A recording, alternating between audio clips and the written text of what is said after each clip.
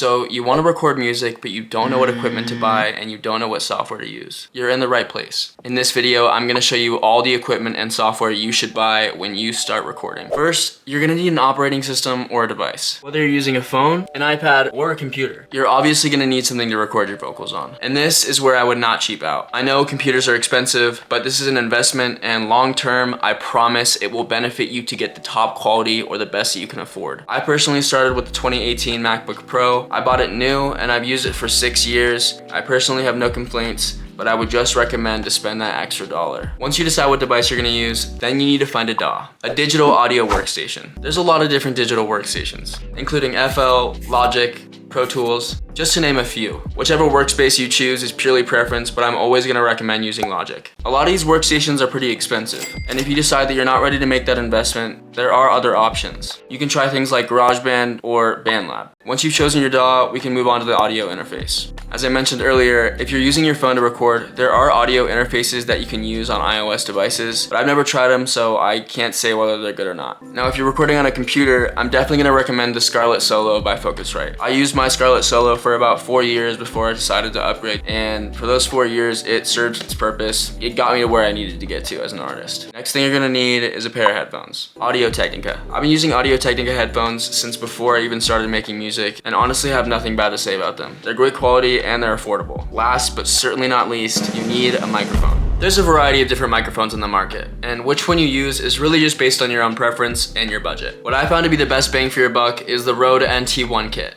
This kit not only includes the microphone, but it also has the pop filter, an XLR cable, and a shock mount. Really only leaving you with one thing left to buy, the mic stand or the studio arm. Okay, so it's a few days later, and as I'm editing the video, I decided I wanted to make this easier for you guys, so I went ahead and made a doc for you. I'm just gonna share it with a link below, and as you can see, I have everything on here. So you can literally just go ahead and add these to your cart and get started. And now that you have all the tools, we can go record.